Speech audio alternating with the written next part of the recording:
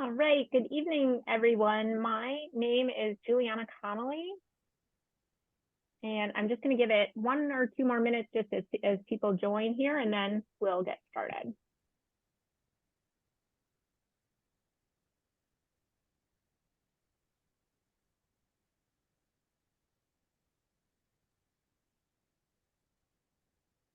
Okay, I'm not seeing any other names add in, so we'll go ahead and get started.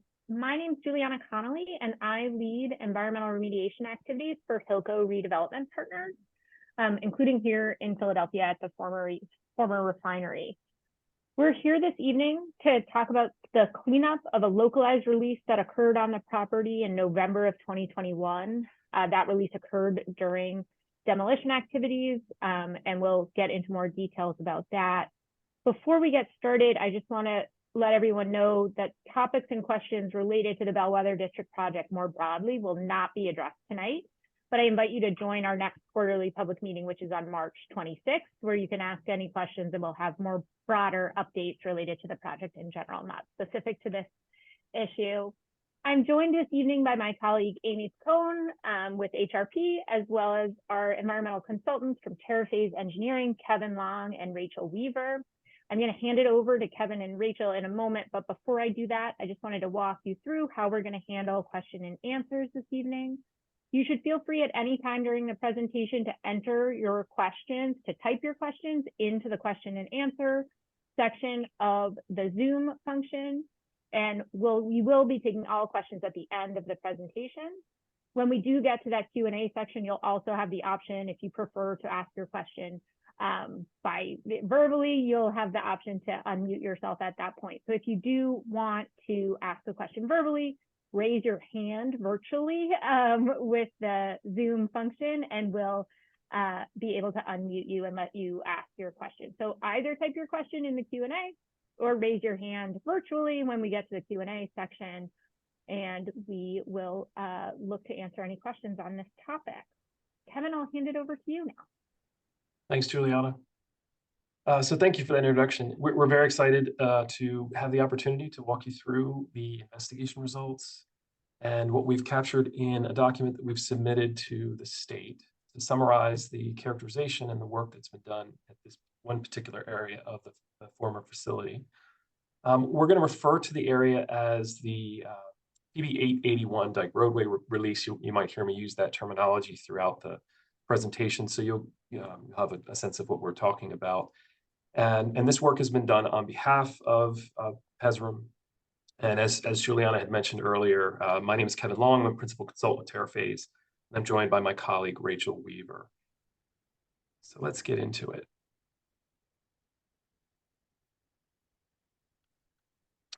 So just to give you a little bit of an overview of, and set the stage, give you a little bit of a summary of what occurred, what transpired. So about 2 years ago, there was a release from overhead pipelines that were formerly used to transfer crude oil during the refinery's operation. They had been out of service for about 10 years at the time that this event occurred.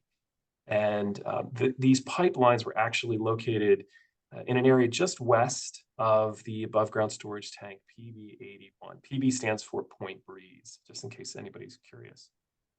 The figure that you see on the right-hand side of the screen gives you a little bit of sense of where we're talking about within the refinery. The former refinery is relatively large. You can kind of see my cursor. I'm going to scroll around it. But the actual release area that we'll be talking about as part of this discussion is located here, right in the center of the site. The actual release resulted in 3 specific areas, 3 discrete areas having been impacted. A relatively small amount of material was actually released. It was a mixture of water and oil that came down from these overhead pipelines. To orient you a little bit here, on the right-hand side of your screen, you'll see what formerly was tank PB 881. This tank is no longer present at the facility. This is looking north, so this is kind of an oblique picture. So you can kind of see this is the dike that gives the area, the Dike Roadway, its name. Here's the roadway that we were referring to. And then these are the overhead pipelines that were actually in the process of being demolished, decommissioned at the time. You can see the discrete areas that are here. And throughout these slides, I'll refer to each of them by either Area 1, Area 2, or Area 3. So as I jump into the content for a particular area that I'm discussing, that's what I'll refer to, Areas 1, 2, and 3. Now, immediately upon this, this release occurring, these discrete areas, there was prompt response. The response included the actual removal of surface soil in and around the area. So they had an actual excavation effort that occurred immediately on the same day. Overall, they removed about 100 tons of soil combined across the 3 areas. That's approximately almost 6 dump trucks worth of soil. So just give you some idea of what the actual volume of material was. This is a picture of the northernmost area that we refer to as Area 1, looking north. So if you kind of look down the picture here, the dike is to the right. This is the top or the northern end of that excavation, and we're kind of looking towards the north facility.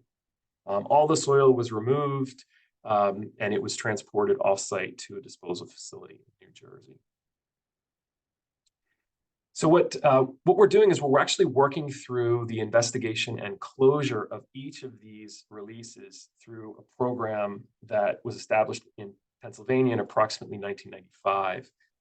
It's the land recycling program. We'll refer to it as Act 2, and you might hear that concept of Act 2 being used to describe this law in other aspects of the refineries cleanup as well. So this area is actually being investigated and remediated with the attempt to get closure under this program, this Act 2 program. The program itself actually encourages entities to clean up and reuse contaminated commercial industrial sites. So it's a perfect program for this purpose. It actually establishes the level of protectiveness, both to humans and to the environment, that would need to be achieved to attain a relief of liability and closure from the state. In the case of our specific release, so this is with regards to the PB 81 Dike Roadway Release area, we've decided to approach attaining what's necessary under the Act through what we're going to call the statewide health standard. The statewide health standard is one of 3 remediation standards, so one of 3 options that can be used under Act 2 to demonstrate that we have attained a condition, adequately characterized and remediated the area so that it can be closed under this program. Now, under the statewide health standard, the process is relatively simple. Pennsylvania DEP has on their own developed generic, we'll call them risk-based cleanup levels, but you can think of them as concentrations for soil that the state has calculated on their own. They're called media-specific concentrations. Sometimes you'll see us use the acronym MSCs. If you hear that terminology come up, that's what we're referring to. And these are concentrations that we can use simply to demonstrate that the levels that we see in the environment through sampling are at or below levels that are acceptable and attain this statewide health standard. There are 2 specific standards that we're focused on here. They provide a level of protectiveness for things like or exposure such as direct contact with soil, or if you're concerned about soil contamination and its potential to pose a threat to groundwater. Groundwater specifically if it's used both for either potable or non-potable uses, if it were to leach and then eventually get to groundwater. So the generic risk-based screening levels, these MSCs or media-specific concentrations, really are focused on those 2 aspects. So to set the stage a little bit, the facility, as I'm sure many of you are aware, is being decommissioned in anticipation of redevelopment. Currently, the site is zoned for industrial use, but future use may include commercial and or industrial.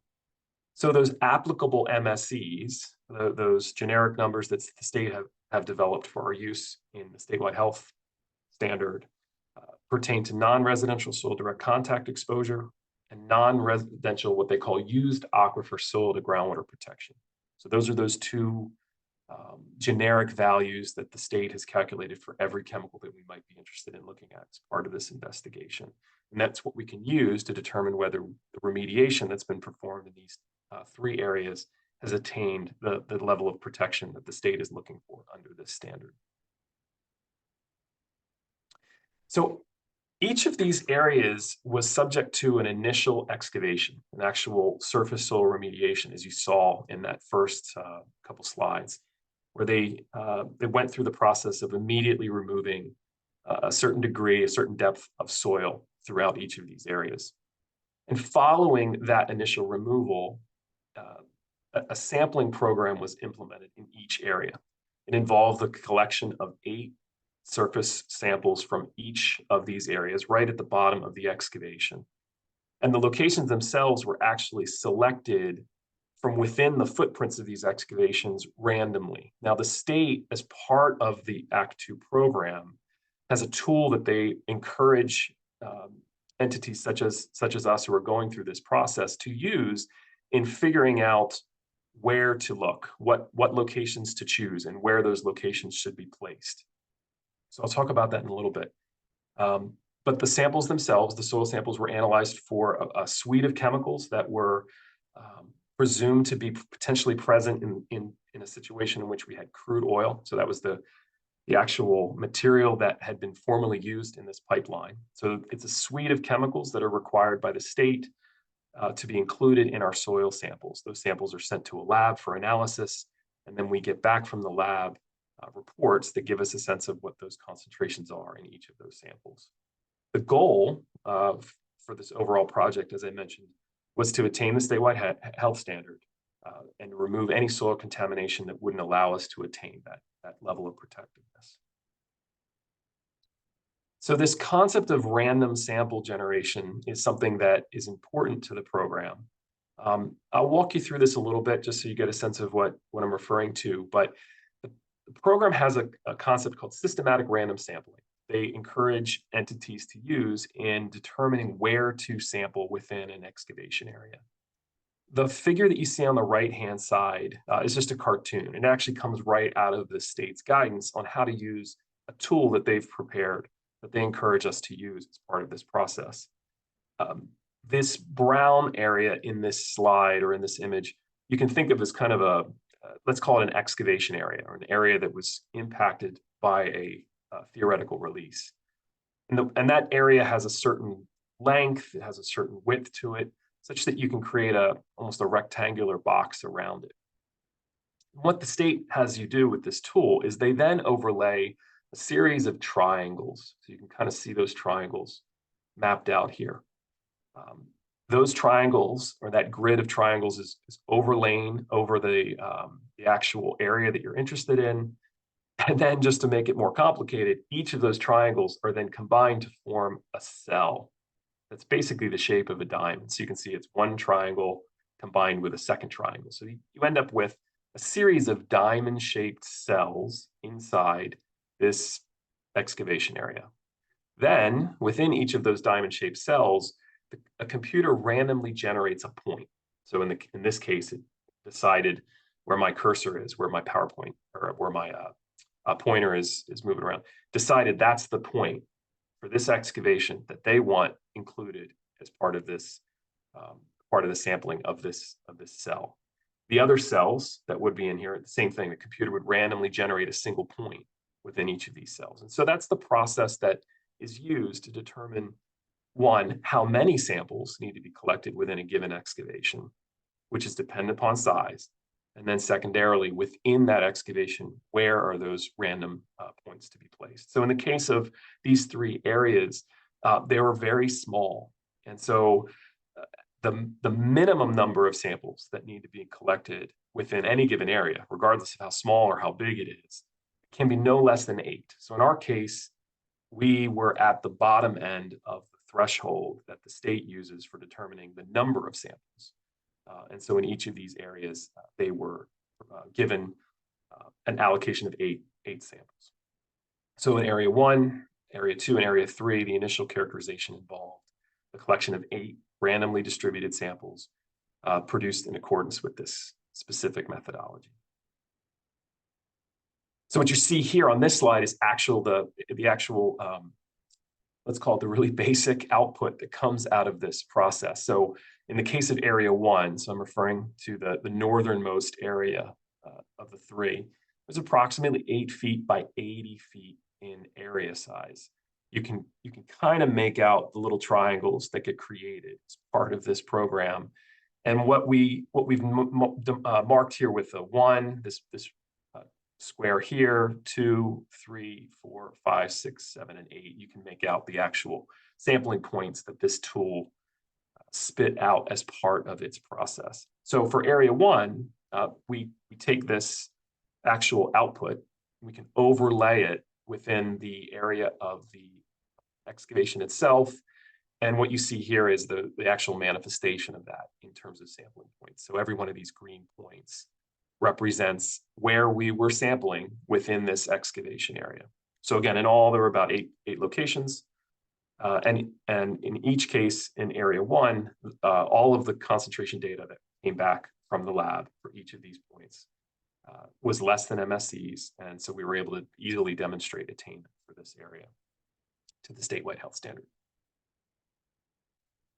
Now, area 2 went through a very similar process, but we actually had to do it, go through this process 3 times. There was an initial excavation, and that's what this outer red box is. There was a series of 8 points that were randomly distributed. The sampling data from that indicated certain points that still exceeded the statewide health MSCs. Another excavation was performed, and that's what's shown here in this blue outlined area. Kind of make it out underneath the image here. Again, another series of 8 points was proposed within that area. And what we found after that excavation was that there was an actual area here to the south that needed further removal in order to attain the level of protectiveness that we were looking for. And so similarly, another 8 individual points were proposed. And thankfully, at the end of that third excavation effort, the overall conditions within area 2 met the statewide health standards.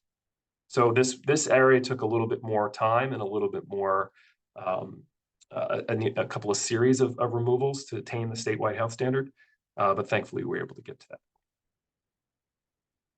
And then the last area, which is not as exciting as the last one, but in this case, similarly, after the original removal, we were able to demonstrate with the 8 samples that all concentrations were less than the actual MSCs, and we were able to attain the statewide health standard here.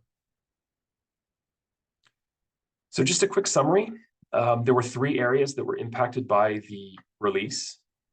Each one of these areas was subject to a series of excavations. In the case of area 2, we had 3 excavation efforts. In the case of 1 and 3, we were able to remove any contamination from those areas greater than MSCs in 1 effort. The chemicals that are on the left-hand side of this screen give you a sense of what is captured in the submittals and the documentation for what was investigated, what was analyzed, and what was found to be an attainment of the statewide health standards. And then overall, as a result of this release, and as a result of the removal of the soil contamination and the offsite disposal, we were able to get to an outcome demonstrating that the remediation that was performed in each of these areas attained the statewide health standard.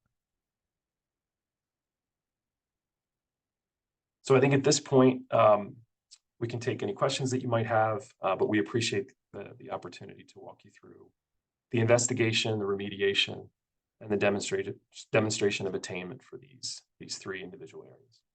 Thank you. So I don't know if there are particular questions that folks would like to ask, or.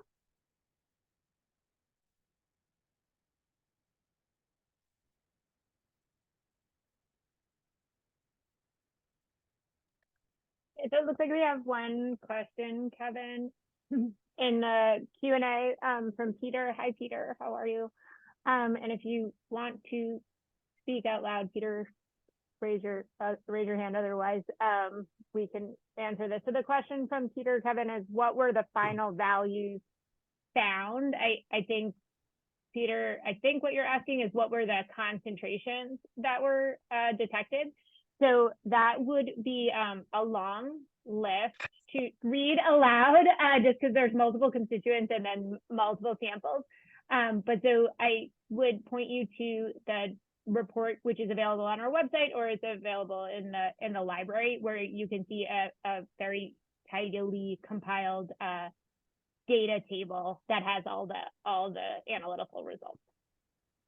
That's correct. Thank you, Julia. Oh, it looks like Peter would like to speak. Corey, if you could unmute Peter.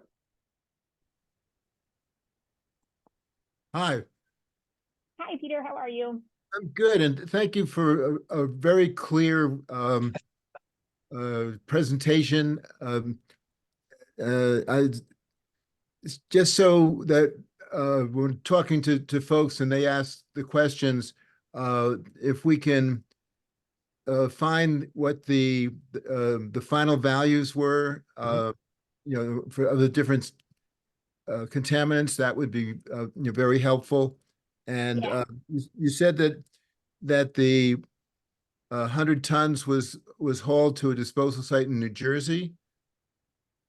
That's correct. Okay. Can you disclose what that disposal site is? Oh, the specific facility, I don't recall. It is documented in the report as well. I'm sorry, Okay. Peter. I don't recall exactly the name of the facility, but that is documented. I think also the document would also include things like bills of lading and everything else for review by the state. Great. And can I find that at the Bellwether site? Yes, you can, Yes. Peter. And Okay. then in the report, so you'll see a report with this same name that Kevin is showing on the slide here on our website, where you'll see all our other remediation related reports. And so it'll have the receiving facility, and also you'll find in that report the data table that'll have the Yes. specific concentrations. It would take Kevin maybe a half an hour to read them It's okay. aloud. Thank you. That's very helpful. Yeah. Out of curiosity, because people like to understand the story and backstory, can you characterize how the spill came about? People didn't realize there was any fluid in this disused pipe, or it wasn't drained before you started demolition, or? Yeah, so Peter, we don't know exactly, but I can tell you what I think happened. So this is a pipe that was out of use for a long time prior to the demolition, and then it was drained prior to the demolition. But sometimes, so they'll usually like pump out the fluids. Sometimes there'll be like a low point, A low spot in one of these pipes that just some fluids get caught, and like despite best efforts to remove it, there remains some fluid. And so that is our understanding of it. So it wasn't it wasn't like the pipe was all full. It was in this one area, there was some residual fluid that that sort of had avoided the pumping that was done prior to the demolition. That's what it sounded like. So thank you for clarifying that. So it sounded like that it was, oops, we didn't get it all, and that's exactly right. On the ground. Yeah. Yeah, and it wasn't like it was a continuing like a hose, like there was a continuing volume behind it. It was just like that volume that hadn't been removed, not intentionally, but that was just left over. Yep. Gotcha. Understand it. Very clear. Thank you, Peter. Good questions.